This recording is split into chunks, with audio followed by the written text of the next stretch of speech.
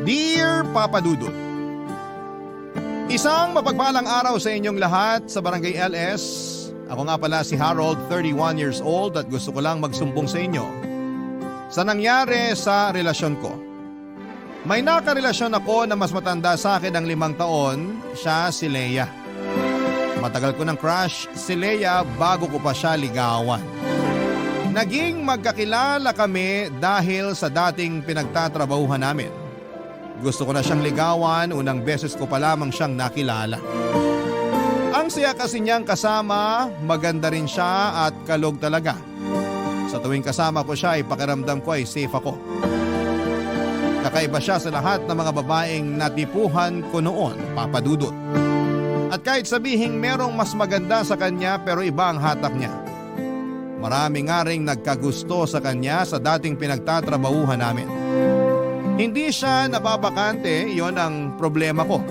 Kaya hindi ako makasingit na maligawan siya. Hindi siya nawawala ng karelasyon. Oras na malaman ng mga lalaking kakilala niya na single na siya ay biglang hahaba ang pila. Madalas ako ang huling nakakaalam na single siya kahit kami pa yung mas close sa isa't isa.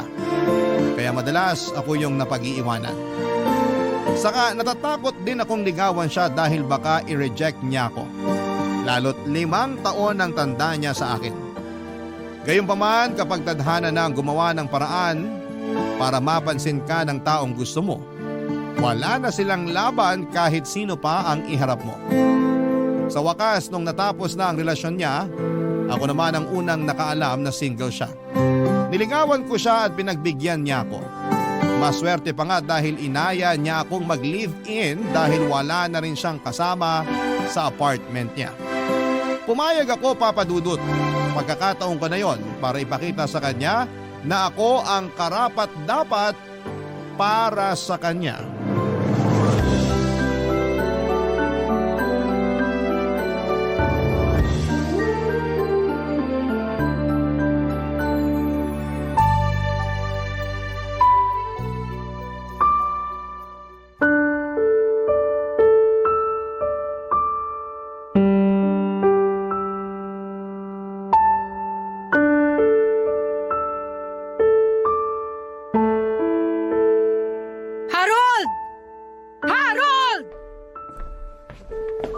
Bakit, Leia? Ano yun? Kanina pa kita hinahanap.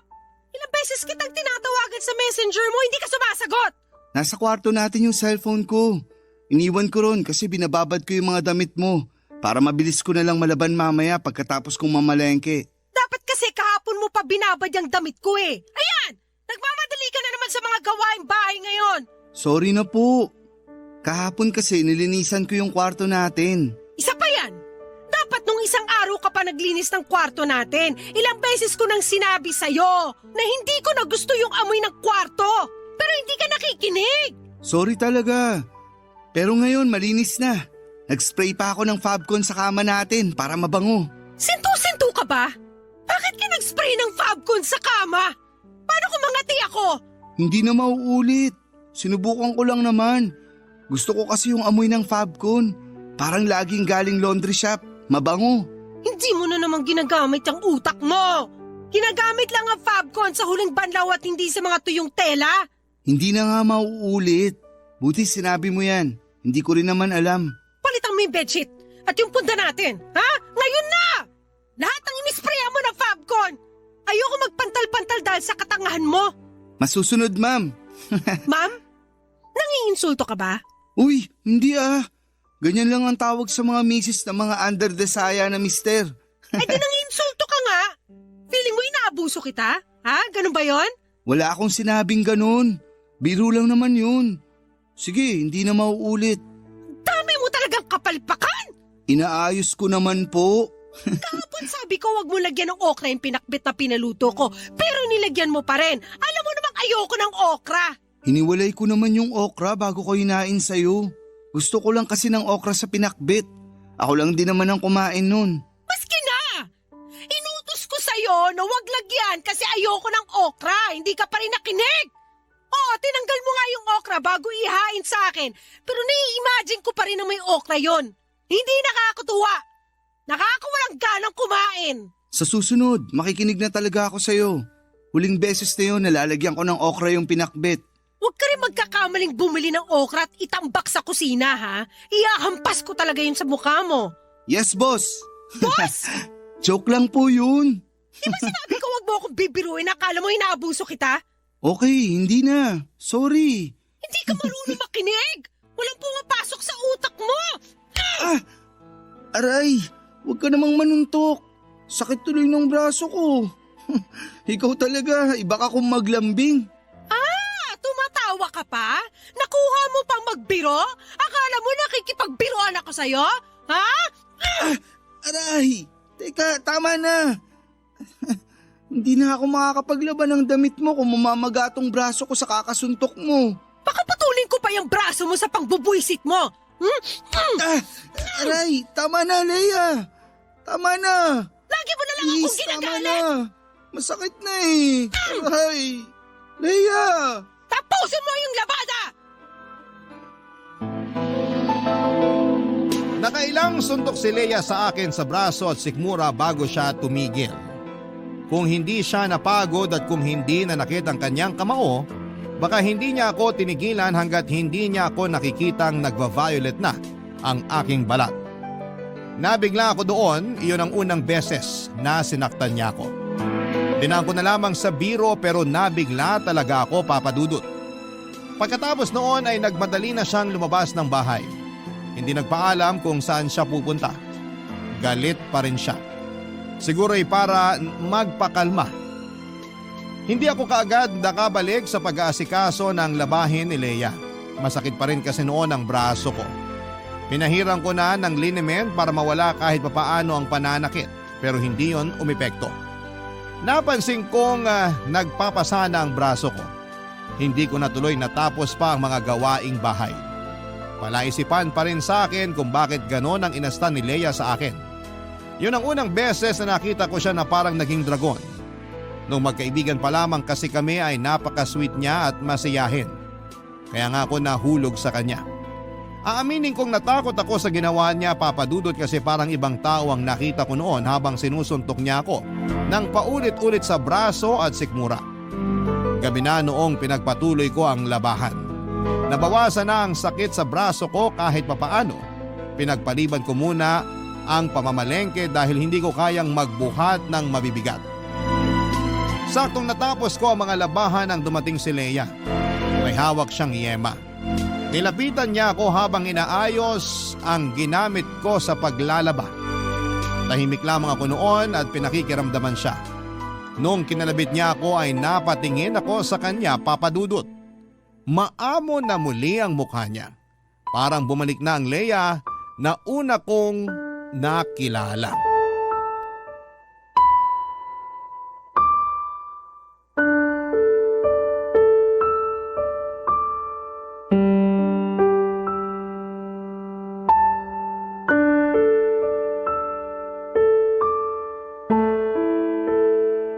Kumain ka na ba? Hindi pa. Ikaw, Hindi pa rin. saan ka ba nagpunta kanina? Diyan lang sa tabi-tabi. Nagpawala ng galit. Sorry kung ginalit kita. Sorry din kung nasaktan kita. Pwede bang magbiro? Bakit? Gusto mo bang kumain ng pinakbet bukas? Ha? Kasi kulay talong na tong braso ko. Isaog na lang natin. Paborito mo ang talong, di ba? Huwag ka na magbiro ng ganyan. Nakonsensya na nga ako sa ginawa kong pananakit sa'yo eh. Ayos lang yun. At least ngayon, maamo ka na ulit. Saka nagsorry ka. Bihira kaya sa babae ang nagsusorry. Ang swerte ko naman. Sorry talaga ah. Nadala lang siguro ako ng emosyon ko. Tapos parating na rin ang dalaw ko kaya ayun. Okay lang yun. Hindi naman na masyadong masakit ang braso ko. Binabaran ko kanina ng yelo. Yun nga lang, hindi ako nakapamalengke kanina. Ayos lang ba? Ako na lang ang mamamalengke bukas. Mag-relax ka na lang dito. Sure ka? Pwede naman kitang samahan bukas. Hindi na. May kasalanan ako ngayon sa'yo kaya babawi na lang ako bukas. Ako nang bahala sa pamamalengke. Ako na rin ang magluluto. I-check mo ha. Baka aksidente kang makabili ng okra sa palengke. Naku, ayaw na kitang makitang magalit. Joke lang yun. Huwag ka magalit. Natroma ka na ata sa akin. Ni hindi mo na magawa magbiro. Kasi naman, kakatapos lang nung pananakit mo sa akin kanina. Pero bukas, okay na ako. Hindi na mauulit yung pananakit ko sa'yo, promise. Last na yun. Natuto na ako. Alam ko naman na nabigla ka lang talaga. Marami rin naman kasi akong kapalpakan na ginawa eh. Kaya gets kita. Kahit na. Mali pa rin ang manakit. Nakuha ko kasi ito sa mga magulang ko eh. Hindi ko alam yan ah. Ano bang nangyari dati? Laging nagbubugbugan sina mama at papa noon. Nakikita namin magkakapatid yun. Tapos kapag mainit ang ulo ni mama kay papa, sa amin niya binubunton. Binubugbog kayo ng nanay nyo? Oo. Kaya nga tinakas kami ng lola ko sa kanya para iuwi sa probinsya. Nadyaryo pa nga kami dati. Kaya naman pala, ang hirap ng pinagdaanan mo. Kaya siguro yung mga karelasyon ko dati, nanawa sa kakabugbog ko sa kanila. Kaya nila ako iniwan. Teka, binugbog mo rin mga ex mo? Kasi galit ako sa kanila. Kahit sa mga konting pagkakamali nila, nawawalan ako ng pasensya. Ang bilis uminit ng ulo ko. Ang bilis lang manakit ng kamay ko. Hindi ko rin alam yan. Pero sana, huli na tong pangbubugbog na ginawa mo sa akin ha. Kasi hindi to tama. Alam ko. Kaya nga nagsusorry ako ngayon. Aware na ako sa pagkakamali ko sa mga dating karelasyon ko. Hindi ko na yun uulitin sa'yo. Maswerte ako kung ganun nga. At maswerte ka dahil may peace offering ako sa'yo ngayon. Anong peace offering naman yan? Yema! Paborito ko to. Ito kasi madalas ang binibigay ni mama sa amin pag nagsusorry siya. Pagkatapos niya kaming bugbugin. Nilagay ni Leia ang yema sa palad ko at saka ako niyakap. Doon ay sinabayan niya ng iyak habang nagsusorry. Kahit ako ay nanghina sa iyak niya, papadudot. Nakaramdam ako ng awa sa kanya at hindi ko ma-imagine kung gaano kasakit ang pinagdaanan niya sa kamay ng mga magulang niya, lalo na sa kanyang ina. Hindi dapat sinasaktan ng bata. Mabilis ko lang napatawad si Leia at pagkatapos noon ay nanumbalik na muli ang masaya naming relasyon. Umorder na lamang siya ng dinner namin at sabay namin yung kinain habang nanonood ng TV. Hindi ko pa rin kinakain ang yemang binigay niya at gusto ko lang kasing merong paalala na kailangan kong protektahan si Leia mula sa trauma niya. Pero pinilit niya akong kainin yon sa palambing na paraan at kinain ko naman. Nakita kong masaya siya nung ginawa ko yon at hinalikan ko siya. Naging okay na talaga ang lahat. Kabaliktaran sa nakalakhang pamilya ni Leia ay masaya at mapagmahalang pamilyang nakag-isnan ko, Papa Dudut. Wala akong naging problema sa pagpapalaki at pag-aaruga sa akin ng mga magulang ko. Sa mga magulang ko rin natutunan kung paano ang tamang pagmamahal. Bata pa lamang ako, ang expressive na nila sa mga nararamdaman nila para sa isa't isa. Lagi naming nakikitang magkakapatid na magkayakap at nagsasabihan ng I love you sa isa't isang mga magulang ko. Pinakita nila yon sa amin para malaman namin sa murang edad na dapat ay ganon ang trato kapag nakahanap ka ng taong mamahalin. Nakita ko rin sa mga magulang ko kung paano nila suportahan ng isa't isa, Papa Dudut, kahit may mga pagkakaiba sila at may mga pagsubok na pinagdaraanan. Kaya yun ang plano kong gayahin sa relasyon namin ni Leia. Ipapakita ko sa kanya kung paano ang tamang pagmamahal para tuluyan na niyang makalimutan ang kanyang masalimuot at nakakatakot na nakaraan noong bata pa lamang siya. Barangay Love Stories. Barangay Love Stories. Sa pagdaan ng mga araw, linggo at buwan ay hindi na naulit pa ang pananakit ni Leia sa akin. Marunong na siyang magpigil, Papa Dudut. Nasiyahan ako roon lalo't binibida niya yon ang pinakamatagal na hindi siya nanakit ng karelasyon. Siyempre proud ako dahil nakatulong ako doon. Lagi ko kasing sinusunod ang mga sinasabi niya para hindi na siya magalit pa. Natuto na akong makinig ng mabuti. Aminado kasi ako noon na minsan o madalas ay hindi ako masyadong nakikinig lalo na kapag marami akong ibang iniisip.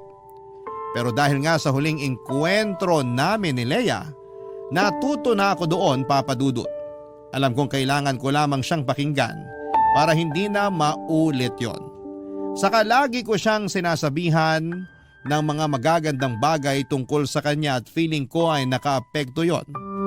Turo kasi ni nanay sa akin, lagi ko raw purihin ang mga babae sa mga magagandang nakikita ko sa kanila. Nakagaganda raw yon ang mood ng babae lalo kung galing mismo sa puso ko. Yon ang tinandaan ko at yon ang ginawa ko. Nakatulong naman. Lagi nang masaya si Nea at parang nagbago ang aura niya. Mabilis lang na lumipas sa mga araw at sumapit na ang unang Pasko na magkasama kaming dalawa, Papa Dudut. Sa apartment lamang kami nag-celebrate ng Pasko para makatipid. Nagluto ako ng lumpia, spaghetti, chicken wings at macaroni salad. Nakalatag na yon sa mesa bago pa sumapit ang Noche Buena. Habang hinihintay na mag-alas 12 ng hating gabi, tinawagan ko ang mga magulang at kapatid ko para batiin sila ng Merry Christmas. Yun ang unang beses na hindi ko sila makakasama sa Pasko at aaminin kong medyo nakakaramdam ako noon ng lungkot.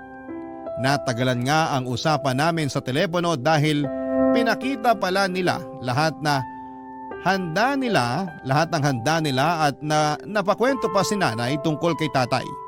Hindi ko na malaya na hinahanap na pala ako ni Leia, Papa Dudut.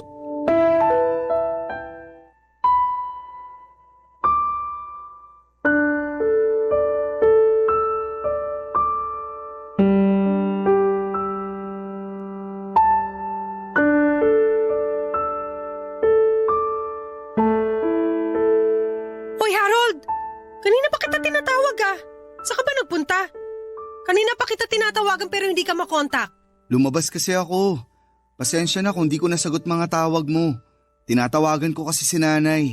Bakit hindi na lang dito sa loob ng bahay ka tumawag? Kanina pa kita hinahanap. Ang bagal kasi ng wifi natin. Ginamit ko na lang yung data ko. Sa labas malakas yung sagap ng internet. Kaya doon ko tinawagan si nanay. Ayun nga Ipapaayos ko sana sa'yo tong wifi natin kasi hindi ako makakonect. Paano ako makakapag-post nito sa Facebook? May problema ata talaga sa internet ngayon. Nag-message na ako pero sabi, may inaayos daw. Kaya baka mamayang madaling araw pa matatapos yung service maintenance nila. Nakakabanas naman Kung kailan naman Pasko. Makikonek ka na lang sa data ko. Marami pa naman to. Hayaan mo na. Sure ka? Sabihin mo lang sa akin kapag kailangan mo na. Sino na naman ba yung tumatawag sa'yo sa messenger? Si ate. Teka, sagutin ko lang. Subukan mong lumabas ulit, tatamaan ka sa akin. Ha? Ilang oras mo nang kausap ang pamilya mo? Paano naman ako? Iiwan mo lang ako rito sa loob ng bahay? Saglit lang naman to. Pag Noche Buena na, sa'yo na buo ang atensyon ko. Hindi. Mula sa oras na to, sa akin ang atensyon mo.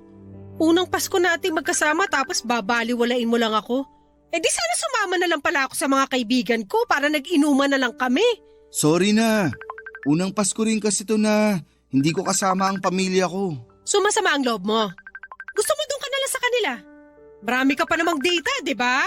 Mag-book ka na ng masasakyan at umuwi ka na lang doon. Iuwi mo na lang din lahat ng handa natin. Tutal wala na akong ganang kumain. Wag namang ganyan. Gusto ko silang makasama. Pero gusto rin kitang kasama. Sino bang mas gusto mo makasama sa amin ng pamilya mo? Andito ako ngayon, so malamang ikaw. Pero panay naman ang kontak mo sa pamilya mo.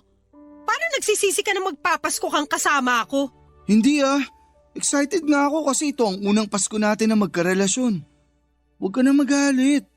Sige, bukas ko na lang kakausapin si ate. Nakakainis ka kasi. Imbis na mag-focus ka na lang sa akin. Hindi na po. Sa'yo na ang focus ko ngayon. Ano bang gusto mong gawin? Gusto ko, patayin mo yung cellphone mo para hindi na makatawag at makaistorbo sa iyong pamilya mo. O sige po, walang problema. Oh, ayan pinatay ko na. Kakainis ka. Sorry na po. Buo na ang atensyon ko sa'yo ngayon. Hindi na nga ako masaya sa mga niluto mong handa tapos bubusitin mo pa ako sa pagtawag mo sa pamilya mo. Ano bang problema sa niluto ko? Ang alat at ang sagi na lumpiang Shanghai. Yung spaghetti, mas anemic pa kaysa sa akin. Yung macaroni, in-overcook mo. Ha? Alam ko, sakto lang yung pagkakaluto ko. Baka nanginan lang masyado. Hinayaan ko kasi nakabukas yung mga bintana. Puro ka talaga kapalpakan. Paskong Pasko pero umiinit ang ulo ko sa'yo. Wala pa namang 12:00. Mareremedyohan ko pa yan. Teka. Ang laki mong palpak! Palpak ka! Ay, Leia! Awat na! Huwag mo naman akong tadyakan! Aray! Maligayang Pasko sa'yo at sa kapalpakan mo!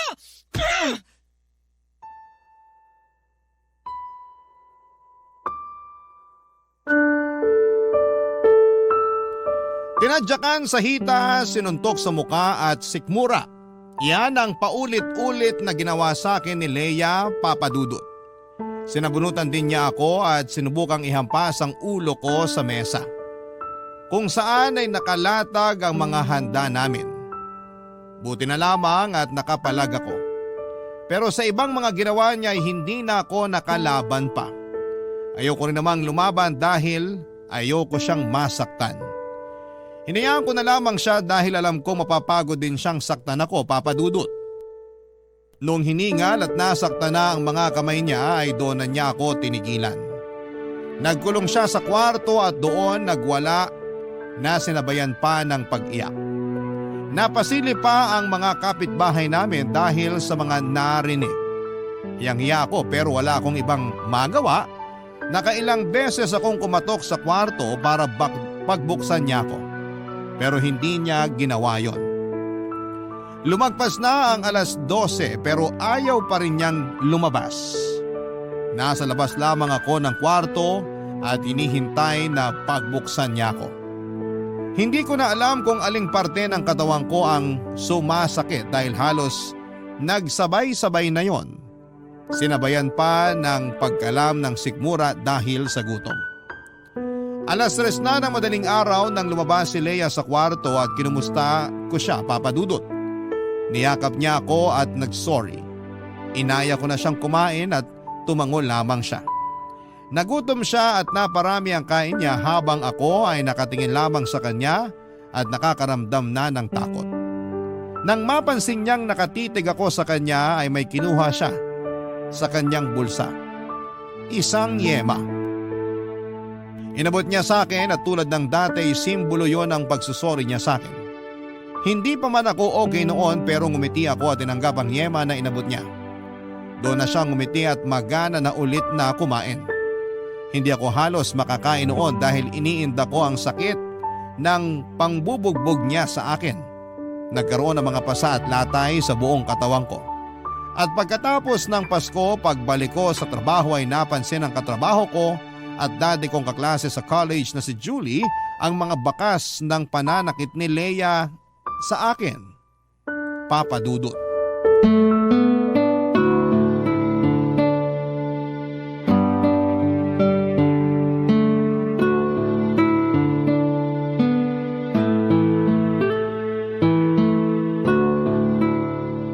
Uy, Harold! Ayos ka lang? Oo naman. Merry Christmas pala. Naging merry ba talaga ang Christmas mo? Anong ibig mong sabihin? Ang fresh pa kasi ng mga galos mo. Halatang nung Noche Buena lang naganap yan. Ah, wala to. Natalsikan lang ako ng mantika nung nagpiprito ako ng chicken wings at lumpia. Napalakas yung apoy. Naparami yung mantika. Nakwento ko ba sa'yo dati na binubugbog ako ng ex-husband ko? Ha? Talaga? Wala kang naikikwento tungkol dyan. Kaya alam kong nagsisinungaling ka. Hindi kita hinuhusgahan ha. Kasi dati, takot din akong aminin yung totoo. Sinusubukan ko pa ngang protektahan ng ex-husband ko. Ayos lang naman kasi ako. Yan din ang sinabi ko. Pero alam ko sa loob-loob ko, hindi ako okay. Ano bang gusto mong sabihin ko? Sinasaktan ka ba ni Leia? Hindi to magagawa sa akin ni Leia.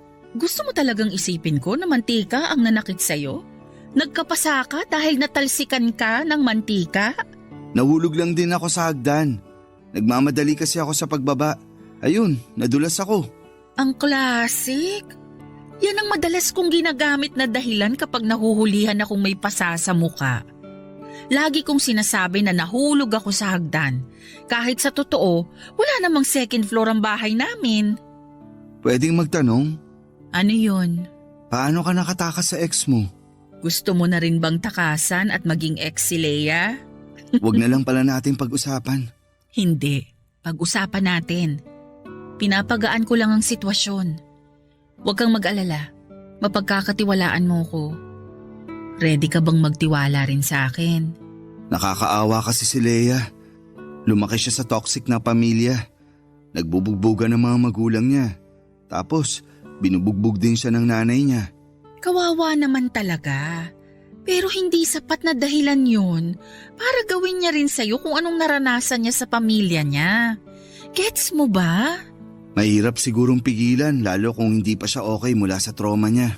At responsibilidad niya ang sarili niya para maghilom sa trauma na yon. Hindi yung ipapasa niya sa'yo kung ano man ang nakasanayan niya noon. Alam ko naman. Akala ko kasi hindi na niya uulitin yung pananakit niya sa akin. So hindi ito ang unang beses na sinaktan ka niya? Pangalawa pa lang naman. Nilalang mo yan? Dapat nga nung unang beses pa lang huminto na siya. Sinubukan naman niya. Ilang buwan din ang pagitan nung una at pangalawang pananakit niya sa akin. Kahit papano, nag-improve naman siya. Proud ka pa talaga ha? Dapat nga hindi na naulit, di ba? Hindi naman kasi ganun kadaling takasan ang nakasanayan mo. Hindi naman talaga dapat takasan. Pero kailangan niyang harapin at kumprontahin ang issue na yan para matapos na at makapagbagong buhay na siya. Hindi ganun kasimple. Malalim yung mga sugat niya. Ganyan na ganyan din ako sa ex ko.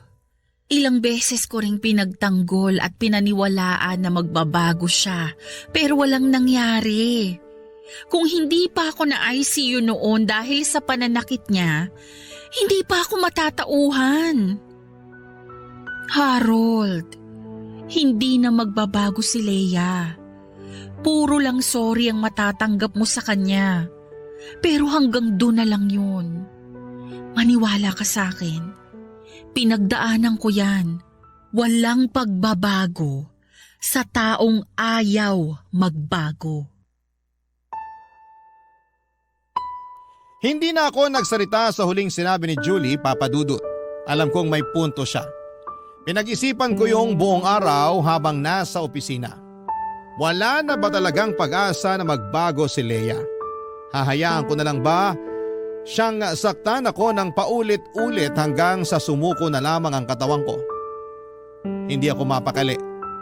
Lagi na lang akong natatakot, pati ang pag-uwi sa apartment namin ay kinakabahan ako. Hindi ako makagalaw ng maayos kapag kasama ko si Leia. Pakiramdam ko anumang oras na may mapansin siyang mali ay aambahan na agad niya ako. Hindi na ako komportable sa piling niya. Pero mahal ko siya. Lalo akong nanghihina sa tuwing iningitian niya ako at nilalambing. Parang nakakalimutan ko bigla lahat ng pananakit niya sa akin. Ganong kalakas ang karisma niya na kaya niya akong mabawi sa tuwing nakagagawa siya ng mali. Halos ayoko nang umuwi noon ng apartment, Papa Dudut. Kapag nagme-message siya sa akin ay parang ayoko nang basahin yon. Alam kong nakakahalata na siya sa unti-unting paglayo ko. Hindi lang siya umiimik dahil ayaw niyang mabuksang muli ang topic tungkol sa ginawa niyang pananakit sa akin noong dumaan ang Pasko. Sinubukan naman niyang bumawi at naging mabait siya sa akin at dinoble pa ang lambing at pag-aasikaso niya. Hindi siya nagpakita ng galit sa akin o kahit kaunting inis. Kaya muli na naman akong tumiklop sa kanya, Papa Dudut. Nahuli na naman niya ang kahinaan ko. Kaya lang ang tanong na tumatakbo sa isip ko, hanggang kailan kami magiging masaya bago ang susunod na pananakit niya? Barangay Love Stories. Barangay Love Stories. Nagpaalam ako kay Leia na uuwi muna ako sa amin dahil nagkasakit si nanay. Masama ang loob niya pero pumayag siya. Alam kasi niyang may kasalanan pa siya sa akin at hindi siya pwedeng umangal dahil baka lalo lang lumayo ang loob ko sa kanya. Nagtanong lamang siya sa akin kung kailan ako uuwi at sinabi ko sa kanya na hindi ko pa alam. Dagdag ko pa ay basta kapag naging stable na ang pakiramdam ni nanay, uuwi rin ako. Nagtanong siya kung pwede ko raw ba siyang isama na lamang sa bahay ni nanay, pero mabilis akong tumanggi. Na-offend ko siya dahil parang ayoko siyang kasama. Pero hindi naman kasi namin magawang mapag-usapan ang nangyaring pananakit niya sa akin. Kaya hindi ko magawang sabihin sa kanya na parang ko lamang din yon para makahinga sa relasyon namin. Gusto ko lang munang lumayo sa kanya kahit na ilang araw lang. Paglipas ng mga araw ay nag-a-update pa rin ako sa kanya kahit umuwi muna ako sa bahay ni nanay. Para hindi naman siya malungkot at mapraning. Baka hindi rin kasi lalo lang siyang magalit sa akin. Naging pasensyosa naman siya sa akin kahit ang tipid ko na mag-chat sa kanya papadudot. Nagpapakiramdaman talaga kaming dalawa at makalipas ang isang linggo ay gumaling na si nanay at umuwi na rin ako sa apartment namin ni Leia. Aminado naman akong na-miss ko rin siya kaya naisip kong umuwi na. Sinalubong niya ako ng isang mahigpit na yakap at binusog ako sa halik sa mukha ko. Gumaan kahit papaano ang pakiramdam ko. Nakapagluto na rin siya at pinagsaluhan namin yon. Marami siyang nakwento sa akin na nangyari sa kanya habang wala ako.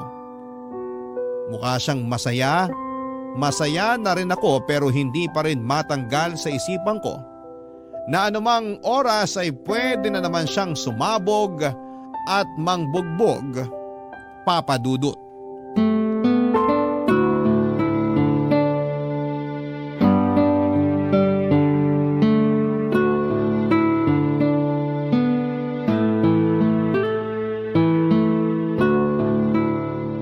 Mabuti umuwi ka na. Para ako mababaliw dito sa bahay mag-isa. Nasanay na ako na lagi kang kasama. Nakakalungkot pala kapag wala ka. Namiss kita. Namiss din naman kita. Kung hindi naman kasi nagkasakit si nanay, hindi na naman ako uuwi ron. Okay na yon.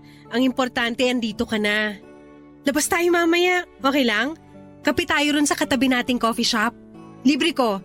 Date natin yun ah. Dito na lang tayo sa apartment. Marami pa naman tayong kape na pwedeng i-brew dito. Saka para ma-relax tayo habang nanonood ng TV. Saka mukhang uulan eh. Okay. Pero siguro nga mas maganda kung… Sige, doon na lang tayo magkape. Maganda nga rin na umulan para bumagay sa kape natin. Sure ka ba? Oo naman, kahit basta ikaw. Nanginginig pa. Gusto ko kasing matry ulit yung Spanish latte nila.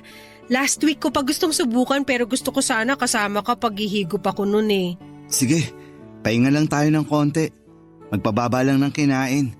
Naparami yung kain ko sa niluto mong gata. Ang sarap. Okay. Bakit ka malungkot? May nasabi ba ako? Sorry kung ano man yun, hindi ko talaga sinasadya.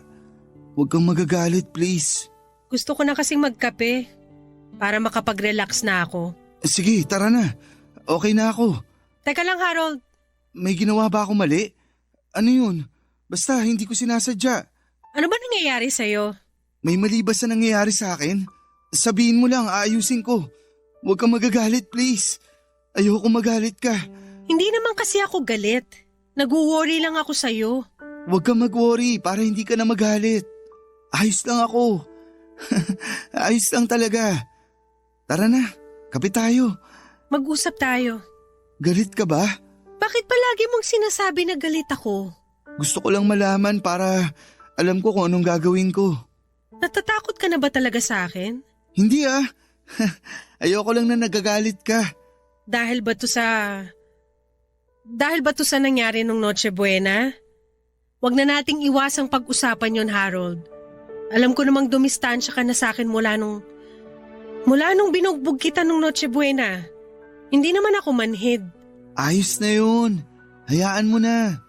Last year pa yun. Pero hanggang ngayon bit-bit natin yun. Hindi tayo makakapag-move on hanggat hindi natin pinag-uusapang dalawa yon. Ang totoo, natatakot ako sa iyo, Leia. Araw-araw, lagi akong kinakabahan sa tuwing nakikita kita kasi baka may mapansin kang mali sa akin tapos magagalit ka. Tapos mananakit ka. Hindi ko na kasi kaya yun. Nakakatakot. Hindi pinaranas to sa akin ng magulang ko. Pero bakit kailangan kong danasin yun sa'yo? Mahirap na bang patawarin yung mga maliliit na pagkakamali ko? Kasi sinusubukan ko naman. Kasi mahal kita. Pero minsan, ginagawa ko na lang lahat ng gusto mo kasi natatakot ako sa'yo. Di ba mali yun? Mali na ginagawa mo lang yung isang bagay kasi natatakot ka. Di ba dapat ginagawa mo yun kasi masaya ka? Sa unang pagkakataon ay hinayaan kong umagos ang sakit. Nagsumbong ako kay Leia sa sama ng loob ko sa kanya. Hinayaan kong umiyak ako na hindi ko naman nakasanayang gawin noon. Hindi ko siya matignan sa mga mata at nakaharang din ang mga braso ko sa mukha ko para mailagan ko kung sakali mang mapikon siya sa mga sinasabi ko. Pero hindi ko na pala kailangan ang mga braso ko para depensahan ang sarili ko dahil hindi naman ako sinaktan ni Leia. Pag-angat ko ng tingin sa kanya ay sinabayan niya ako ng iyak. Naramdaman ko ang awa niya para sa akin. Sinubukan niya akong yakapin pero umilag ang katawan ko dahil inaasahan marahil ng katawan ko na sasaktan niya ako. Sinusubukan lamang akong protektahan ang katawan ko. Doon na umiyak ng malakas si Leia. Sinaktan naman niya ang sarili niya. Sinampal niya ang mukha niya. Sinabunutan ang buhok niya at pinigilan ko siya at doon ay bigla siyang nanghina at niyakap ako. Yumakap ako pabalik para maramdaman niyang ligtas siya sa mga braso ko. Nung humupa na ang emosyon namin ay doon na kami nakapag-usap ng kalmado. Sinabi niya sa akin na gusto na niyang magbago at sana'y matulungan ko siya. Natatakot na rin daw siya sa mga posible pa niyang magawa dala ng trauma niya. Kaya naman minabuti naming dalhin siya sa isang psychiatrist para maipagamot ang kinakaharap niya. May anger issues si Leia at marami pang lumabas na ibang mga mental health issues niya. May mga nireseta na sa kanyang mga gamot na inumin at masipag naman niyang sinunod lahat ng sinabi ng doktor sa kanya. Sinikap talagang ayusin ni Leia ang mga issues niya sa sarili at mga issue niya sa nakaraan niya. Natuwa ako. Lalo't nakita kong hindi na siya palaging galit at hindi na rin nananakit. Naging kampante na akong muli sa kanya, Papa Dudut. Sinuportahan ko siya at mas minahal, lalo para magtuloy-tuloy na ang kanyang pagbabago. Masaya ako sa nangyari sa kanya at hiniling ko na sana'y tuluyan na niyang maiwan ang nakaraan niya, Papa Dudut.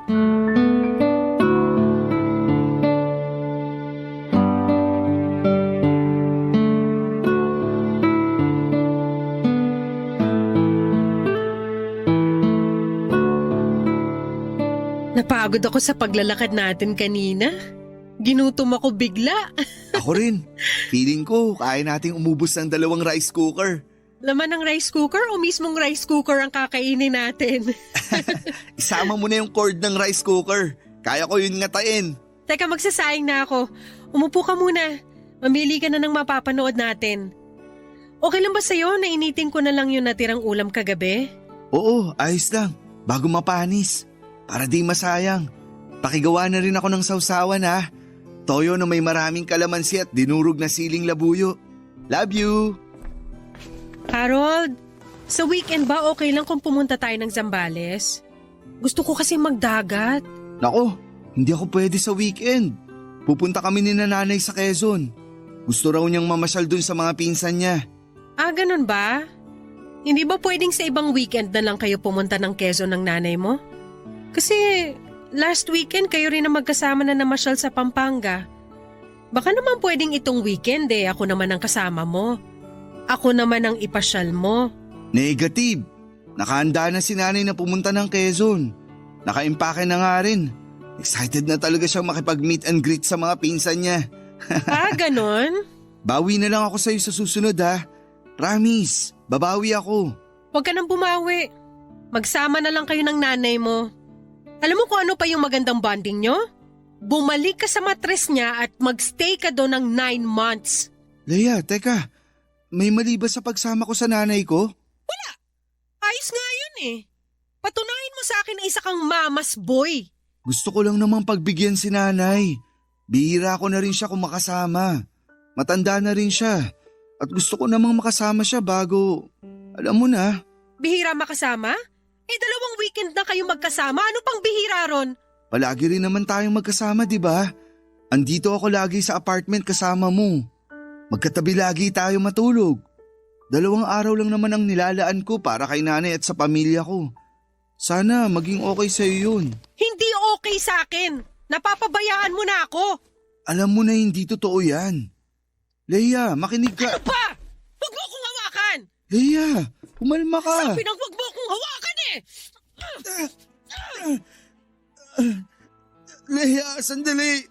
Huwag mo na akong saktahan. Napag-usapan na natin to. Hindi ka naman hanakit, di ba? Pinabayaan mo ako. Galit ako sa'yo. Dapat ka nang masaktan. Aray, teka, Leia. Humiya ka ng malalim. Hinga lang, Leia. Akala ko ako na laging uunahin mo. Wala manakit. Hindi pala. Please. Hindi ka marunong tumupad ng pangako. Sinungaling. Katulad ka rin ng mga magulang ko. Nasasaktan na ako, Leia. Please naman. Kang babangon dyan sa sahig kung ayaw mo makatikim palalo ng sakit. Saktan mo lang ako. Sige. Para mailabas mo na lahat ng galit mo. Talaga? Ano, kaya mo pa? Ha? Gusto mo palang nasasaktan ka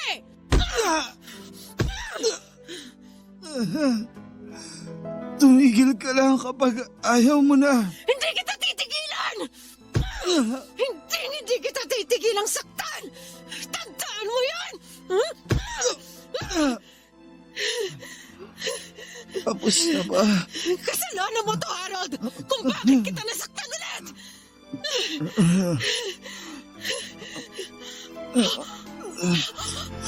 Sorry! I'm sorry! Hindi ko sinasadya! Teka, kukunin ko yung yema sa ref, ha? Tsaka lang sa sahig! Huwag kang babangon! Kakain ka ng yema! Sandali!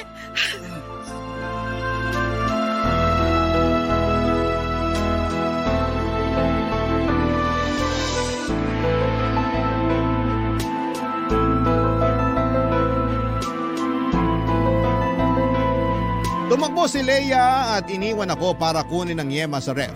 At tulad ng dati, iyon ang paraan niya para mag-sorry sa akin. Habang nasa kusina si Leia ay sinikap kong makatayo. Nilakad ko ng paika-ika ang daan papunta sa pintuan.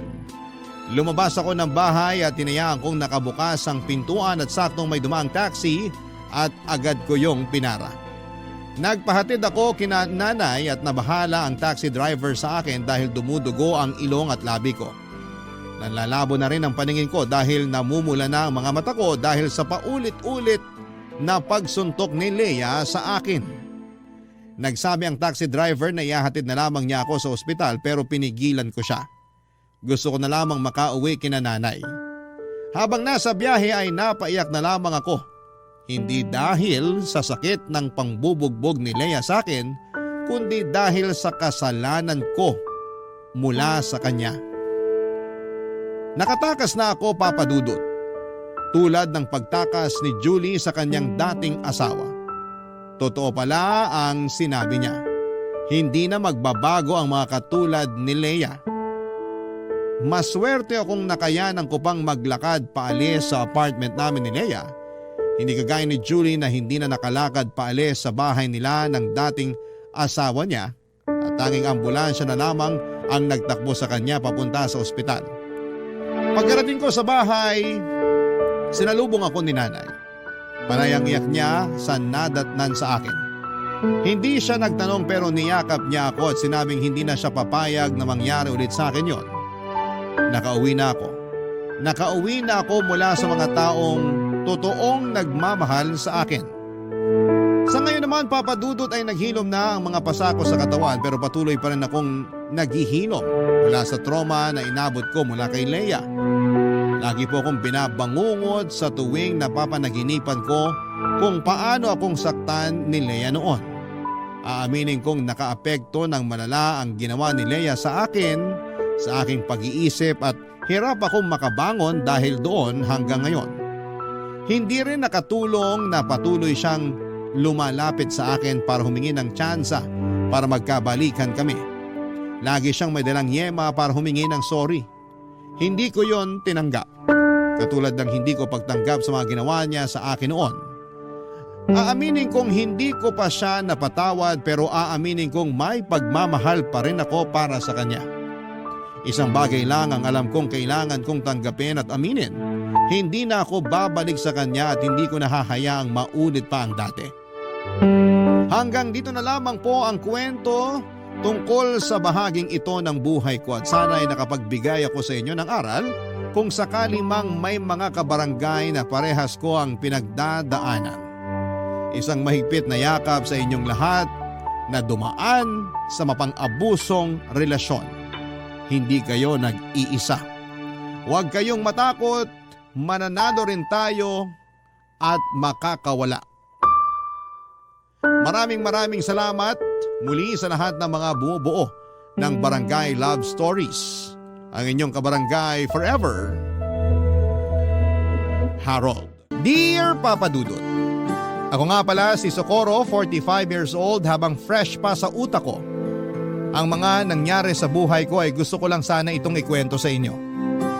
Sana maintindihan ninyo ako. Nakipag-live-in ako sa kaedad kong si Willie. Kakasimula pa lang ng relasyon namin at wala pang isang buwan ay nagsama na kaming dalawa.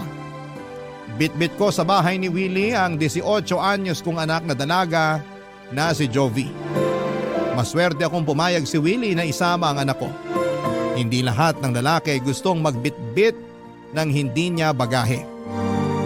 Una pa lang na binanggit ko si Jovi kay Willie ay hindi na ako nagkaroon ng problema para mapalapit ang loob ng anak ko sa kanya.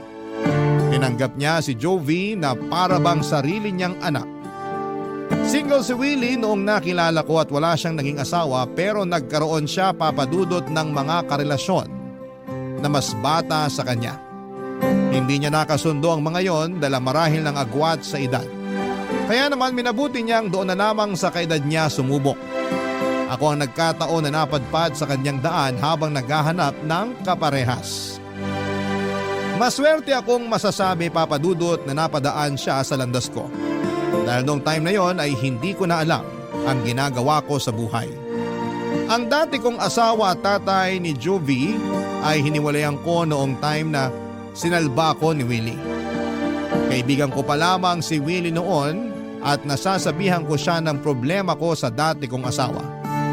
Kay Willie ako madalas umiiyak na para bang siya ang matalik kong kaibigan. Siguro'y doon ako na fall sa kanya, Papa Dudut. Ganon din siya sa akin. Doon na rin nagwakas ang pagmamahal at pasensya ko sa dati kong asawa. Dahil kay Willie ay nagkaroon ako ng lakas ng loob para iwanan ang mapang-abuso kong asawa. Inalala ko noong simula si Juvie dahil baka ayaw niyang magkahiwalay kami ng tatay niya. Pero nagulat ako nang ang anak ko na mismo ang nagtulak sa akin para umalis na kami sa poder ng kanyang ama.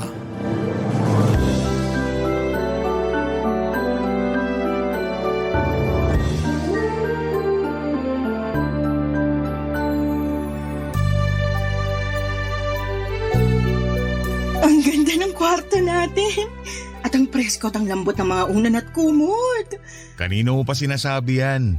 Nako-conscious na yung una sa mga papuri mo. Masaya lang talaga ako kasi ibang-iba to sa naging buhay ko sa dating asawa ko. Masanay ka na sa ganitong buhay. Ito nang bagong simulan niyo ni Jovi. Hindi pa rin talaga ako makapaniwala na may sasaklolo sa akin mula sa asawa ko. Akala ko, habang buhay na akong makukulong at mabubulok sa piling niya. Nadidinig talaga ng Diyos ang dasal natin. Kaya nga abot langit ang pasasalamat ko sa Diyos dahil hinugot niya ako palayo sa asawa ko. Mabuti na lang talaga. Mabuti na lang ano? Mabuti na lang at inad mo ako sa Facebook. Kung hindi mo ako kinaibigan. Anong kinaibigan? Itatama ko lang ha. Baka ibig mong sabihin kung hindi kita nilandi. Basta, nagsimula tayo sa friendship. Hindi pa naman ako interesado sa iyo nung una. Ouch naman. Matapos kitang bilhan ng malalambot na unan at kumot. Tapos ganyan ang sasabihin mo. Kasi ayoko namang madungisan ang simula natin. Magkaibigan naman talaga tayo nung una. Pero ramdam mo naman na dati pa kita gusto, hindi ba? Ramdam. Pero ayokong isipin masyado kasi mahal ko pa nun yung asawa ko Ouch ulit? Pero ibang kwento na ngayon.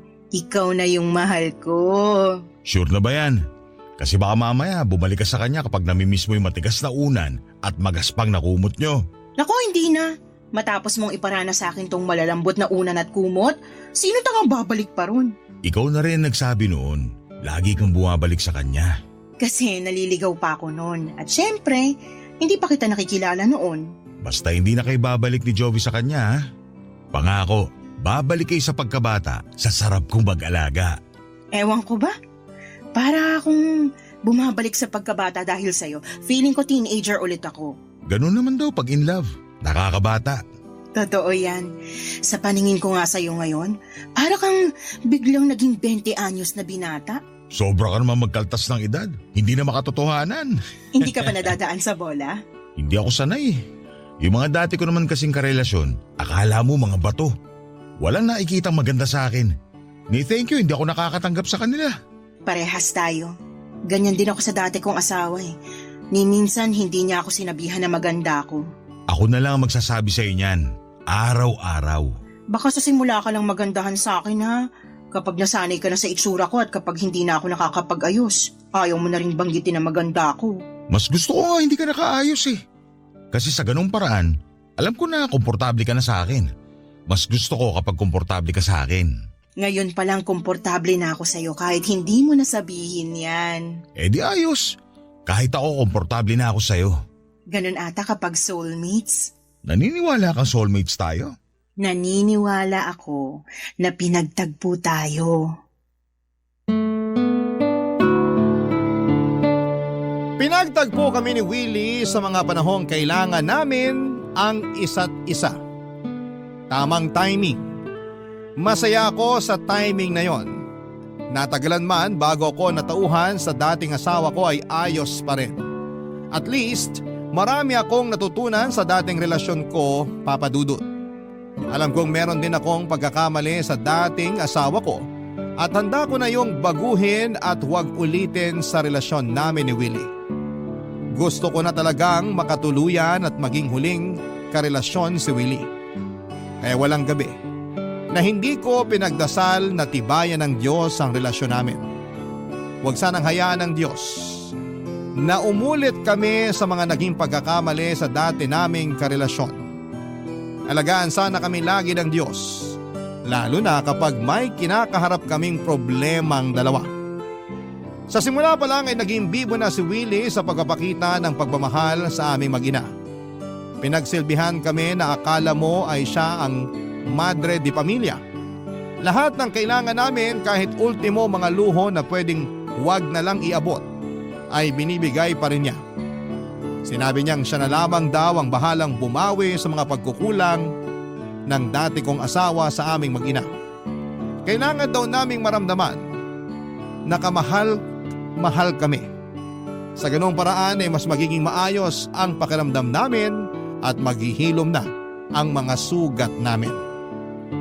Totoo naman ang sinabi niya, Papa Dudut, dahil sa pagpapakita niya ng atensyon, pagmamahal at respeto sa amin ni Juvie ay napansin kong gumanda kami ng anak ko at mas naging mabuting tao.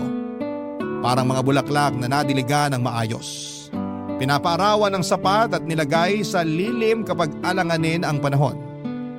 Ganon kami inalagaan ni Willie. Kaya naman namukadkad ang kagandahan namin ng anak kong si Jovi, Papa Dudut.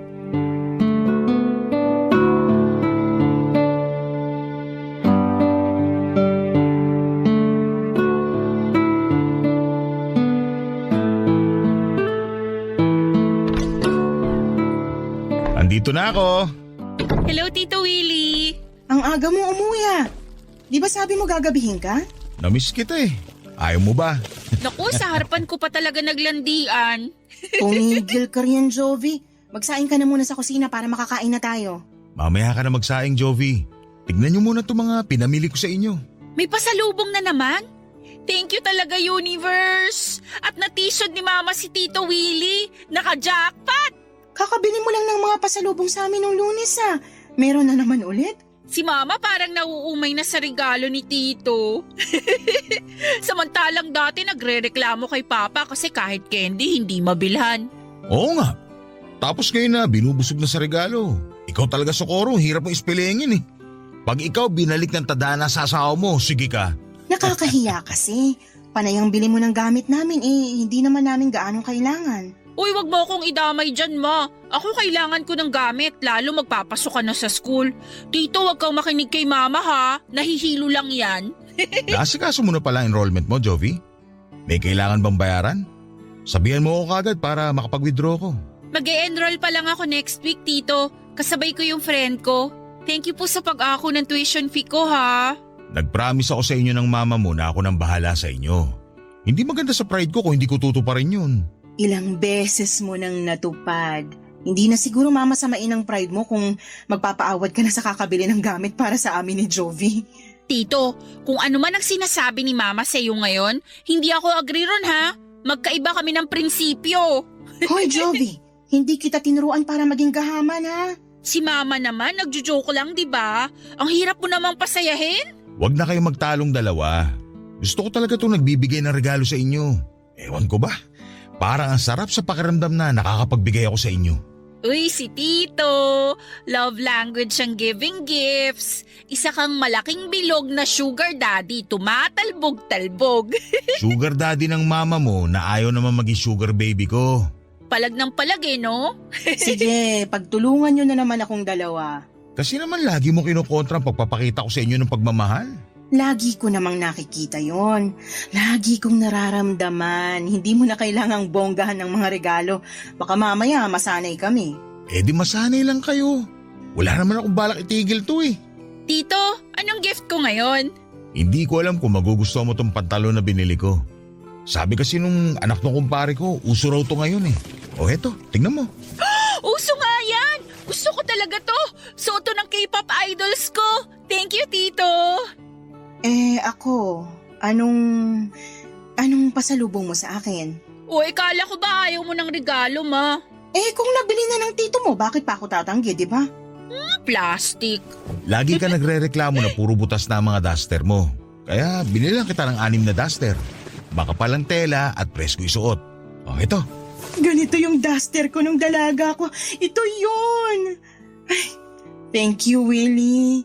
Alam mo talaga ang kahinaan ko. Naku, samantalang kanina panay pang tanggi. Bibigay din naman pala. Alam mo naman ang nanay mo, medyo pakipot. Medyo pakipot ba, Tito? Parang sagad nga yung pagiging pakipot niyan eh. Nahirapan na nga ako sa kanya nung ligawan ko tong nanay mo. Tapos ngayong nakuha ko na siya, gusto pa rin akong pahirapan. Dalagang Pilipina eh. Ay! Sige, pagtulungan nyo na naman akong dalawa. Joke lang, Ma. Love you.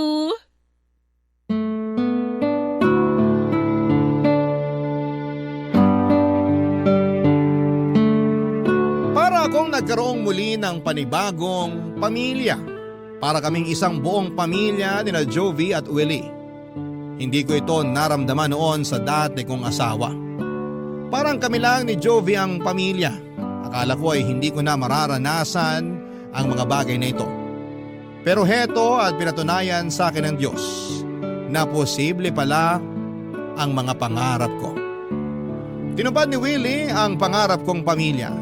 Habang pinagmamasdan ko nga silang dalawa ni Jovi na nagkwekwentuhan tungkol sa mga pasalubong ni Willie, ay napapangiti na lamang ako.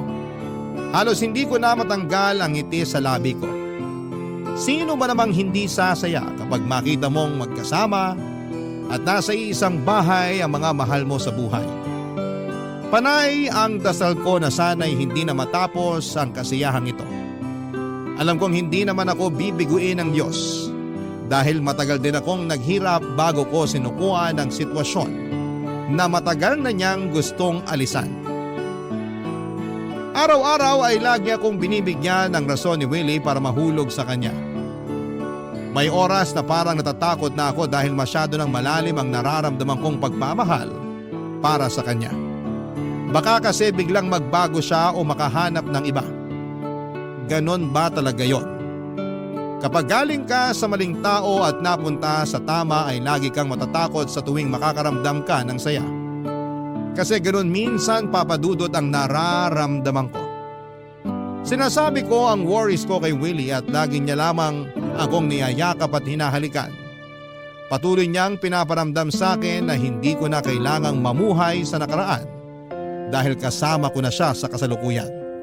At sa kasalukuyan ay payapa na ang lahat kasama siya. Naniwala ako sa kanya, Papa Dudut. Nagtiwala ako sa kanya ng sobra. Barangay Love Stories. Barangay Love Stories. Sa mga unang buwan ng pagsasama namin ni Willie ay nasanay na ako sa mga binibigay niyang regalo. Lagi siyang nagpapalit ng mga gamit sa bahay kahit na hindi naman sira. Basta makita niyang may bago at mas magandang gamit online ay bumibili kaagad siya. Napagsabihan ko na siya noon na maghinay-hinay sa pagbili lalo na kung hindi naman nagagamit sa araw-araw pero mapilit siya. Hindi ko naman na siya nilabanan pa dahil pera naman niya ang ginagastos. Sino ba naman ako para pigilan siya sa paggamit niya ng pera, hindi ba? Kung yun naman ang nagpapasaya sa kanya at nagbibigay sa kanya ng dahilan para lalong magsipag para kumita ng pera, ay sino ba naman ako para pigilan siya? Kaya lang makalipas pa ang ilang buwan ay napansin kong hindi na siya gaanong bumibili ng kahit na anong gamit o regalo para sa bahay at para sa aming mag-ina. Hindi naman sa hinahanap-hanap ko ang mga luho na inaabot niya. Kaya lang kasi, Papa Dudut, ay nanibago ako. Ganon din si Juby. Pero hindi naman namin yon itinawid sa kaalaman ni Willie. Baka masaktan at ma-misinterpret niya ang pagtatanong namin. Sinabihan ko si Jovi na huwag magbabanggit at sasabihin ang diretsahan kay Willie ang tungkol sa paghinto nito sa pagbibigay ng luho sa amin. Meron naman na kaming sapat na luho na ibinibigay niya noon. Hindi na kailangan maghangad pa ng sobra. Kaya lang may nangyari nitong nakaraan para tuluyang sumabog si Willie. Hindi ko yon inasahan, Papa Dudut. Isang gabi ay umuwi siya ng late, ako na lamang ang gising sa bahay at nakatulog na si Jovi dahil maaga pa ang pasok niya kinabukasan. Hindi ako late matulog pero nagawa kong maghintay kay Willie dahil nababahala na ako sa dalas ng pag-uwi niya ng late, Papa Dudut.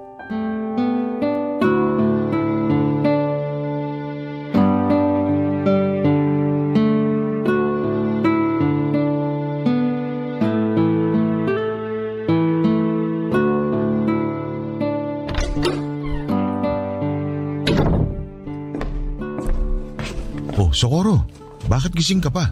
Hindi ako makatulog. Si Jovi nasaan? Kanina pa tulog. Sana sinabayan mo na lang ang anak mo na matulog. Hindi nga ako makatulog kaya hinintay na lang kita. Sa susunod, wag mo na akong hintayin. Mag-a-update na lang ako kapag gagabihin ako ng uwi. Sige, kumain ka na ba? Hindi pa nga eh. Anong ulam? Nagluto ako ng pusit. Ubusin mo na yon. Maraming pa bang kanin? Yung sinain ko hanggang bukas na lang ng umaga. Pero may bigas pa. Yun nga rin sana yung sasabihin ko sa'yo. Huling takal na yung bigas na isinain ko kanina. Ang bilis naman nating makaubos ng bigas. Pareho pa naman kayong mahinang kumain ng kanin ni Jovi. Sakto lang ang pagkakaubos ng bigas. Natipid ko pa nga. Halos 3 buwan na kaya yung huling bili mo ng bigas. Bumili ka muna siguro sa tindahan ng per kilo. Ayaw mo ba ng isang sako na lang ulit? Mas makakamura tayo nun. Per kilo muna. Yung 3 araw muna siguro ang bilin mo. Yung pinakamura na rin. Hindi naman ako maselan sa bigas. Sige. Papapain ko na lang yung pusit. Hindi na ako magkakanin. Para umabot hanggang tanghalian yung natitirang kanin. Ay hindi, kumain ka ng kanin. Ikaw tong mahilig sa kanin eh. Hindi naman nag-aalmusal madalas si Jovi. Ako naman, sapat na yung kape. Sa'yo na lahat ng natitirang kanin. Mas kailangan mo yun kaysa sa amin. Ikaw pa naman tong laging nasa labas para rumakit. Salamat, Socorro. May mga frozen food pa ba tayo? Hotdog na lang tapos kalahating plastic ng tosino. Gusto mo bang ipagprito kita bukas para sa almusal mo? Hindi na. Tipirin mo na lang yan para may pagkain sa ibang araw. Mga dilata natin, kamusta naman? Ayos naman sila sa cabinet. Close na sila sa isa't isa, hindi na sila namamahay. Pansamantala, dilata muna ang ulam natin. Lalo na kapag wala naman ako. Haluan mo na lang ng repolyo o kahit na anong gulay para magmukha namang desente. Nakakapanibago naman. Ang alin?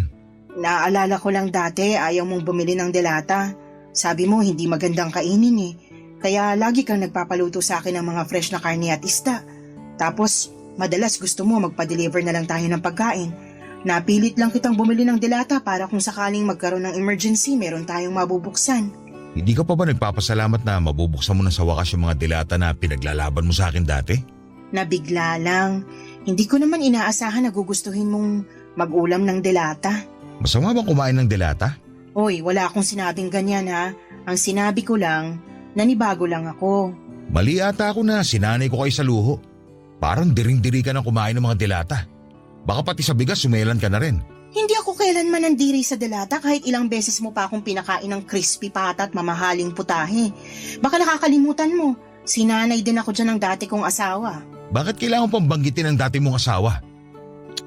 Nasanay ka na nga yata sa luho. Hindi ko maintindihan bakit minamasama mo tong sinasabi ko sa'yo. Wala naman akong masamang intensyon. Nag-uusap lang tayo. Bakit biglang pumangit ang dating sa'yo? Kasi pagod na ako sa kakahanap ng pera. Tapos parang pinamumukha mo pa sa akin na wala akong kwentang padre di pamilya. Di keso dilata at mumurahing bigas na ang kaya ko ibigay sa inyo mag-ina. Ganun ba yon ha? Ganun ba yon? Di na ba uso magpasalamat at magpakita ng utang na loob? Naligaw na ako sa usapan. Ni minsan hindi ko naisip yung mga sinasabi mo. Ikaw lang ang nakakaramdam yan. Huwag mo na ako ipaganda na makakain niya yun. Alis mo na ako. Saan ka naman pupunta? Alanganin ang oras.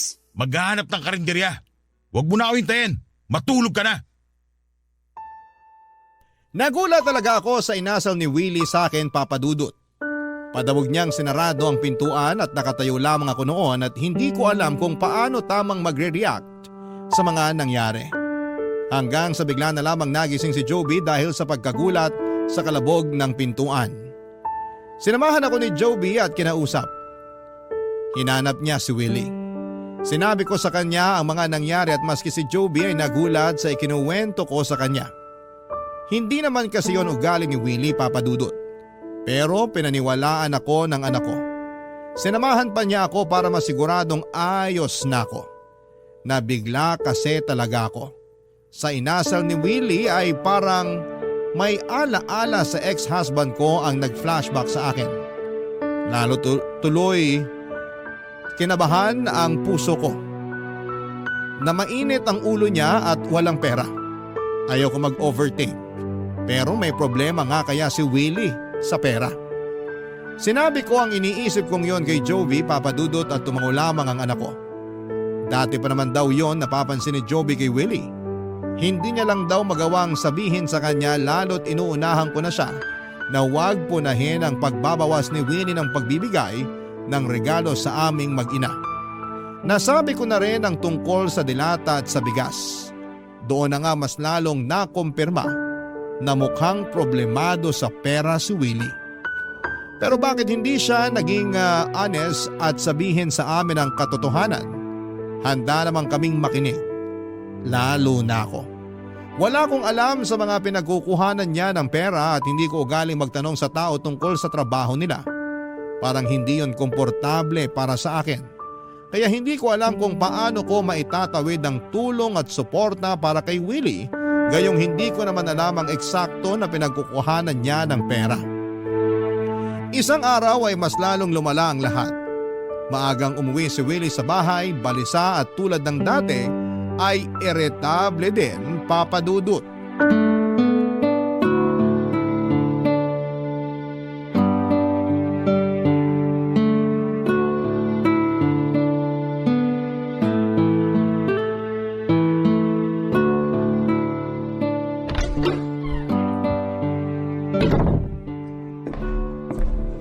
Socorro, Ang aga mo yatang umuwi.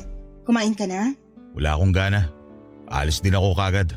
May kailangan ba? May ipapaplansya ka bang damit? May naitabi ka pa ba sa mga perang binigay ko sa inyo ni Jovi dati? Bakit? Sumagot ka na lang. Sumagot ka rin. Bakit kailangan ko sumagot? Kasi nagtatanong din ako. Pera ko naman yung binigay ko sa'yo. Sa inyong mag-ina. Sumbat ba yan? Kasi naman ang simple lang ng tanong ko, hindi pa magawang sagutin ng maayos. Maski naman ako maayos din ang tanong ko. Oo, alam ko pera mo yun at inabot mo sa akin. May karapatan ka ron. Yun naman pala eh. Nasaan na yung pera? Naitabi ko, wag kang mag-alala. Nabawasan ko pero pinangbili ko naman ang kailangan natin dito sa bahay. Asa na nga yung natira? Dali na! Gusto pa ng pahirapan eh. Willie, may problema ba? Wala magiging problema ko, ibibigay mo na lang sa akin yung pera ko. Alam ko pera mo yon. Pero sa pagkakatanda ko, sinabi mo na pera ko na yon. Ayaw mo ibalik sa akin yung pinaghirapan ko? Handa kong ibalik sa'yo kung sasabihin mo muna sa akin kung saan mo gagamitin yun. Bakit kailangan mo malaman? Bigyan mo rin naman ako ng karapatan na malaman bilang may bahay mo. Ipandadagdag ko sana pambili ng mga regalo ko sa inyo ni Jovi. Malapit na ang Pasko. Nasanay pa naman kayong laging nireregaluhan. Nakakahiya naman kung hindi ko kayo bibigyan. Hindi na namin kailangan ng regalo. Gagamitin ko sana yung pera na yun para ipambili ng pagkain at ibang kailangan dito sa bahay. Mas importante yon. Hiningi mo ang dahilan ko kung bakit ko kinukuha sa iyo yung pera tapos tatablahin mo rin naman pala. Bakit nagtanong ka pa? Bakit pa ang init ng ulo mo? Ano bang nangyayari sa'yo? Kasi ginagawa mo komplikado ang lahat. Ikaw lang tong nagpapakomplikado ng lahat, Willie. Ano bang nangyayari talaga? Hindi ka naman dati ganyan ah. Pati rin naman ikaw. Hindi ka rin naman ganyan dati. Ngayon pala sagot ka na kahit wala sa lugar. Nasa lugar ang mga sagot ko. Baka ikaw. Ganyan ba isusubat mo sa akin? Matapos ko kayong iaon ng anak ko sa hirap? Matapos ko kayong tulungan makatakas sa dating asawa mo? Sino ba sa atin ngayon ang nanunumbat? Ibigay mo sa akin ang pera ko! Pero anong gagamitin nating pambili ng pagkain? Isang buwan ka nang hindi nag-aabot para sa mga kailangan dito sa bahay. Intindihin mo naman ako kung kailangan kong tipirin yun para may makain tayo. Dodoblin ko ang ibibigay ko sa iyo sa susunod. Ibalik mo lang muna sa akin ang pera. Kailangan ko talaga. Baka pwedeng kahit 1K lang ang ibigay ko sa'yo.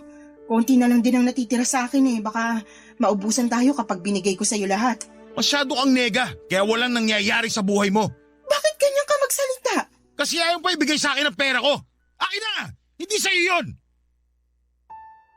Hindi talaga ako makapaniwala sa inasta sa akin ni Willie, Papa Dudut.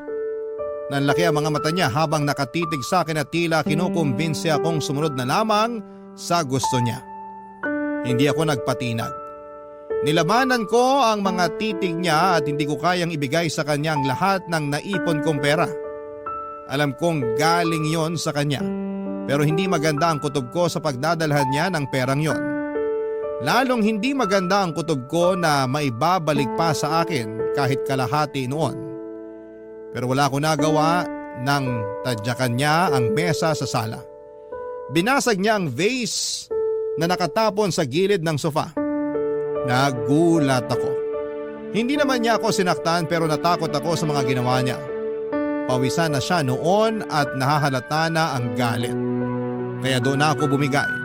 Nagtungo na ako sa kwarto para kunin ang pera pero nagtira ako ng 2,000 para may pangkain kami sa mga susunod na araw. Pagkatapos kong iabot sa kanya ang pera ay matalim pa rin ang tingin niya sa akin. Galit na galit ang mga mata niyang tinititigan ako sa huling pagkakataon bago lumabas ng bahay. Nagdabog siyang muli sa pagsarado ng pintuan. Minessage ko siya after an hour para sabihan sa kanya na hindi ako natuwa sa ipinakita niya sa akin pero hindi niya ako nireplyan. Hindi rin siya umuwi nung gabing yon, tanghali na kinabukasan nang umuwi siya. Tahimik na siya noon, Papa Dudut, at hindi na galit. Pero halata sa mukha niya ang lungkot at problema. Hindi ko na siya kinausap pa.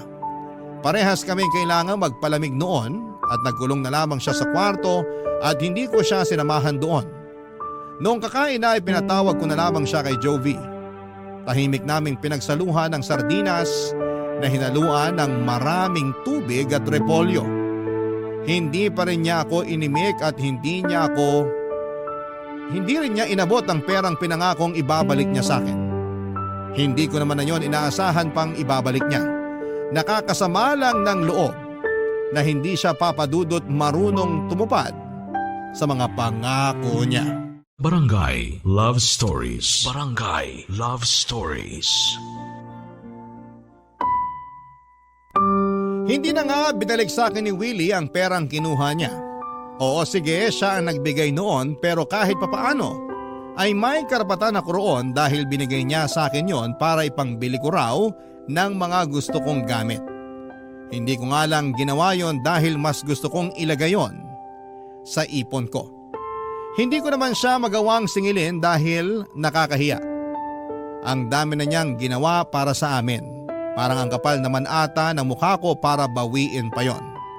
Meron pa rin naman akong natitirang pera pero yon ay yung ipon ko nung hindi pa kami nagsasama ni Willie. Naipon ko yon sa dati kong trabaho. Walang nakakaalam sa ipon ko na yon dahil bala kong gamitin noon ang perang yon para makatakas kami ni Juvie at umuwi sa probinsya namin. Kaya lang ay nakilala ko nga itong si Willie. Nagbago lahat ng plano. Naitago ko na lang tuloy ang ipon na yon, Papa Dudut. Pinilit ako ni Willie na umalis na sa trabaho ko noon at ayoko pa sana dahil gusto kong meron akong sariling pera. Pero nakiusap siya na umalis na ako para full-time akong mag-asikaso sa kanya at sa bahay. Kinumbinsi rin niya ako na hindi ko naman na raw kailangang magtrabaho dahil siya na ang bahala sa lahat ng gastusin. Hindi raw ako gagastos kahit na isang sachet ng mumurahing shampoo. Naniwala ako. Nakumbinsi ako. Yon ang isang malaking pagkakamali ko dahil wala pang isang taon ay nagbago na ang lahat. Ultimo, pagbili ng isang sachet ng mumurahing shampoo ay hindi na magawang ibigay sa akin ni Willie. Lagi niya akong iniiwasang makausap tuwing nasa bahay siya. Ni tumingin sa akin ay hindi rin niya magawa. Ang masakit pa, bihira na rin siya kung umuwi ng bahay. Wala rin akong alam sa mga ganap sa buhay niya sa labas, Papa Dudut.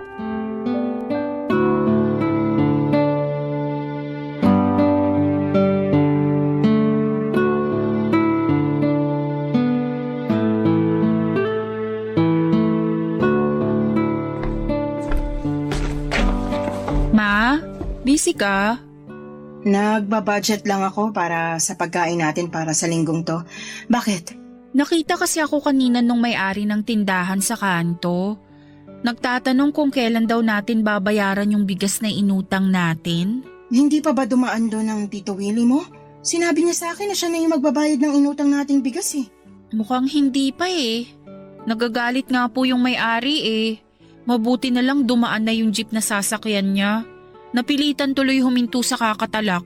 Nakakahiya naman. Hayaan mo, dadaan ako doon mamaya bago ako mamalengke. Makikiusap muna ako na kalahati munang babayaran ko. May iutos po ba kayo sa akin na iluto?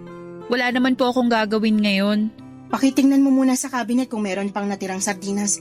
Meron pang kalahating repolyo sa ref. Isahog mo bago masira. Dagdagan mo ng tubig para pangbawas ng alat ha. Tsaka dagdag sabaw din. Huli na po yung sardinas na inulam natin kagabi. Sigurado ka ba? Parang may nakita pa ako na isang sardinas. Isang meatloaf na maliit na lang po yun. Kasya na po siguro yun kung tayong dalawa lang ang kakain. Paano naman ang Tito Willie mo kung umuwi siya? Maghahanap yun ng pagkain. Ma, may sasabihin din pala ako. Oh, ano yun? Nawawala po kasi yung naipon kong pera na itinago ko sa ilalim ng kama ko. Ha? Hindi akong kumuha ah. Tignan mong mabuti, baka na-misplace mo lang o kaya nahulog kung saan. Halos baliktarin ko na po yung buong kwarto pero wala talaga eh. May pagkaburara ka pa naman. Andyan lang yan. Wala namang ibang taong bumibisita rito. May hinala po ako. Ha? Hinala? Si Tito Willie po. Ay, Jovi, wag ganyan. Wag ka mambibintang ha. Eh kasi naman ma, nung naligo ako nung isang araw tapos pagpasok ko ng kwarto ko, andun siya. Hindi naman siya pumapasok sa kwarto ko kahit kailan. Baka naman kasi may tinitingnan siyang mga butas sa kisame o mga butas sa sulok ng kwarto mo. Alam mo na, tag-ulan, nag-iingat lang ang Tito Willie mo. Hindi naman po niya sinabi sa akin yan. Nagulat nga siya nung nakita ko tapos bigla siyang may binulsa. Tapos nagmadali na pong umalis. Busy kasi ang tito mo. Alam mong naghahanap ng ibang racket para lang may makain tayo. Pero bakit hanggang ngayon wala pa rin tayong makaing matino? Yung ipon nyo, nagagamit nyo na pangbayad ng kuryente at tubig. Paano kapag naubusan kayo? Hindi ako aabot doon. Makakahanap ang tito mo ng pagkakakitaan. Magtiwala lang tayo sa kanya. Nagtiwala naman po ako sa kanya nung pumasok siya sa kwarto ko. Kinabukasan, nung chinek ko yung ilalim ng kama ko, nasaid na lahat ng perang andun. At kayong dalawa lang naman ni Tito ang nakakaalam na nagtatago ako ng pera ron. Hindi ba nga nagbibiro pa siya noon na baka ngat-ngatin ng daga yung perang tinatago ko dun? Jovi, wag nga muna natin itong pag-usapan. Sumasakit ng ulo ko sa kakaisip kung saan tayo kukuha ng pera. Hanapin mo pa sa kwarto mo, nandun lang yun. Isipin mong mabuti. Pero ma... Anak, please. Pagod ng utak ni Mama kakaisip. Maawa ka naman. Gusto ko mang tulungan ka pero kota na ako sa mga problema. Sorry po, ma. Nakonsensya naman ako na hindi ko pinanigan ang anak ko. Pinagmasdan ko siyang bumalik sa kanyang kwarto para subukan pang hanapin ang pera niyang nawawala. Pagkalabas niya ng kwarto ay halata pa rin ang lungkot. Halatang hindi nahanap ang pera niya. Hindi na lamang niya ako kinausap tungkol doon at nahiya na rin siya at baka mapagalitan kong muli. Nagluto lamang siya ng meatloaf at isinaing ang huling takal ng bigas na mukhang kulang pa para sa aming dalawa. Mas lalo lang akong namroblema. Pumanhing ako sa kwarto namin ni Willie. Mula sa luma kong maleta ay nilabas ko roon ang isang CCTV na nabili ko noon nung nagsasama pa kami ng dati kong asawa. Ginamit ko yon para makakuha ako ng ebidensya sa tuwing sinasaktan niya. Itinago ko na yon noong nagsama na kami ni Willie. Akala ko hindi ko na yon magagamit pa. Pero napunta na naman ako sa sitwasyon na kakailanganin ko ng ebidensya. Palihim kong nilagay yon sa pwesto kung saan ko nilagay ang pera at mga alahas ko. Ayokong pagbintangan si Willie pero malakas ang duda ko na siya ang kumuha ng pera ni Juvie. Kinagabihan ay umuwi si Willie at wala pa rin itong sa hulog. Mukhang malalim talaga ang problema niya pero ayaw naman niyang magpatulong sa akin. Hindi ko na rin alam ang gagawin ko at nagpaalam siya na diretsyo na siyang matutulog. Tumango lamang ako. Hindi ko siya tinabihan. Nakitulog ako sa kwarto ni Joby. Parang lumalayo na ang loob ko kay Willie at parang ayaw ko munang dumikit sa kanya dahil ayaw kong makaramdam ng galit sa kanya. Kinabukasan ay hindi ko na siya nadatnan sa kwarto. Maaga siyang umalis, sabi ni Joby. Pumasok ako sa kwarto namin at malakas ang kabog ng puso ko. Lalo na noong nakita kong wala na ang pera at mga alahas ko. Nanginginig akong tsinek ang CCTV at doon ay nakita ko si Willie ang kumuha. Naiyak na lamang ako. Hindi dahil nawalan ako ng pera at alahas, kundi nawala ng biglaan ng tiwala ko sa kanya. Kinagabihan ay umuwi siya at inamangan ko siya para kumprontahin. Hindi na ako makapagpigil noon, Papa Dudut.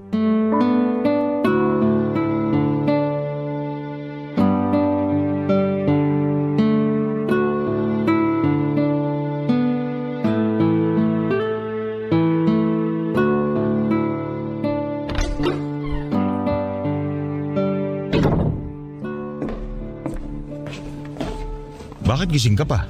Hinintay talaga kita. Matutulog na ako ha. Maaga akong aalis bukas. Mag-usap muna tayo. Tungkol saan ba? Aminin mo na sa akin yung totoo. Ano na naman yan? Wala ka na bang pera? Ang sakit naman ng bintang mo. Alam mo bang hindi yan maganda sa pandinig ng mga lalaki? Hindi naman kami bulag at manhid ni Jovi para makita yung pagbabago mo.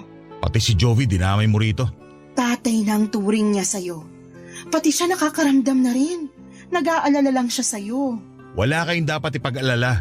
Ayos lang ako. Hindi yun ang nakikita ko. Hindi ka na nakakapag-abot para sa mga gastusin dito sa bahay. Lagi ka pang wala. Nagagalit na yung tindahan sa kanto dahil hindi tayo makabayad ng mga inuutang natin doon, Willie. Sabihin mo na lang yung totoo para alam ko kung saan ako lulugar. Wala akong dapat sabihin sa'yo. Maayos naman ang lahat. Praning ka lang dahil hindi na kita nabibigyan ng luho katulad ng dati. Aba, matuto rin tayo magtipid. Mga mayayaman nga hindi bigay todo sa luho nila. Tayo pa kaya? Hindi na problema sa akin kung hindi mo ako mapagbigyan sa luho ko. Pero yung mga araw-araw na pangangailangan natin, ibang usapan na yun. Nangako ka magpo-provide ka sa amin ni Jovi sa lahat ng kailangan namin. Kaya nga napilit mo akong mag-resign sa trabaho ko kasi sabi mo good provider ka. Ikaw nang bahala sa lahat, di ba? Hindi ko na kailangang magpakapagod sa trabaho dahil kaya mong sustentuhan ang pangangailangan namin. Asa na yung Willie na nagsabi sa akin nun? Hindi naman kasi araw-araw bumubuhos ang biyaya sa akin. Intindihin mo naman. Hindi naman naglalabas ng pera lahat ng butas ko sa katawan. Minsan nagigipit din ako. Kaya ba kinuha mong pera at alahas ko sa kwarto dahil gipit ka? Ibang klase ka rin naman pala mong bintang. Hindi ako magnanakaw. Hindi ako nang bibintang. Naglagay ako ng CCTV sa pwesto kung saan ko nilagay yung pera at alahas ko. Pwede ko ipakita sa'yo ngayon para hindi mo naman isipin na nang bibintang lang ako. Alam mo kasi… Hindi mo ako maiintindihan. Bakit mo yun nagawa, Willie? Bakit hindi mo na lang ako kausapin? Makikinig naman ako eh. Hindi mo maiintindihan. Hindi. Sabihin mo sa akin kung ano bang nangyayari. Natalo ako sa sugal. Nagsugal ka? Nanalo naman ako dati sa sabong. Kaya nga lahat ng luho na kailangan nyo mag-ina na ibibigay ko, di ba? Pero alam mong walang pupuntahang maganda yung pagsasabong. Sa una ka lang papatikimin ng panalo pero babawiin din sa dulo. Sabi ko na eh, hindi mo ako maiintindihan. Bakit pa ba ako nag-aksaya ng laway para magpaliwanag? Sorry, nabigla lang ako. Hindi ko naman kasi alam na sa sugal ka pala kumakapit. Doon naman talaga ako kumukuha ng pera kahit bago pa kita makilala. Naipundar ko tong bahay dahil sa sugal. Ewan ko lang kung ano nangyari ngayon. Hindi ko lang siguro swerte ang taon na to. Ihinto mo na yan, please. Aahon ka rin kahit hindi na magsugal. Magtutulungan tayo. Matutulungan mo ako? Oo naman, kahit ano. Baka may naitabi ka pang pera dyan. Huling pusta na. Gusto kong mabawi yung mga natalo ko. Hindi kita matutulungan dyan. Ayaw na kitang bigyan ng pera para ipangsugal. Kala ko tutulungan mo ako. Sige na, Socorro. Nararamdaman kong ito na yun. Isang pusta pa. Sigurado ako na makakabawi ako. Hindi na ako uulit. Huli na to basta manalo. Hindi. Tumigil ka na sa sugal. Hindi ka mananalo dyan. Huwag kang nega. Nangangati na itong palad ko. Kasabihan ng mga matatanda na magkakapera daw pag ganito.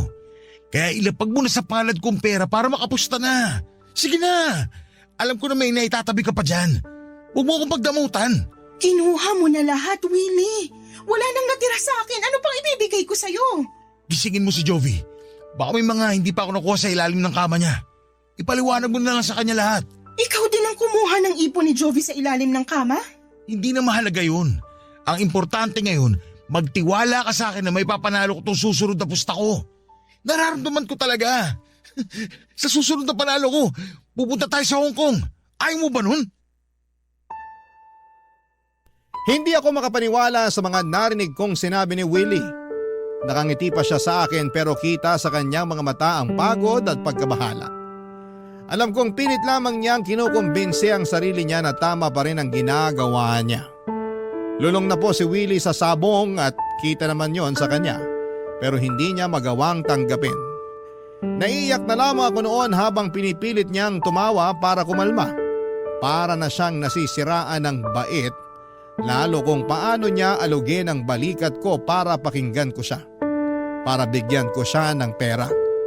Panay din ang panginginig ng mga kamay niya. Pinagmamasdang ko lamang siya. Lalo na noong paikot-ikot na siya sa sala habang pinapaliwanag sa akin na sa susunod na pusta niya ay milyon na ang makukuha niya. Naniniwala siya roon at doon ako nababahala. Iba na ang tama ng sugal sa utak niya. Nagkunwari akong bibigyan siya ng pera at naniwala naman siya. Natuwa siya.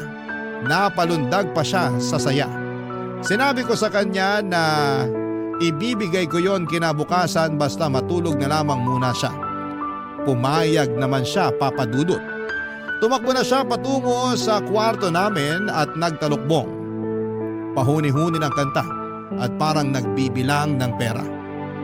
Naiiyak na ako noon.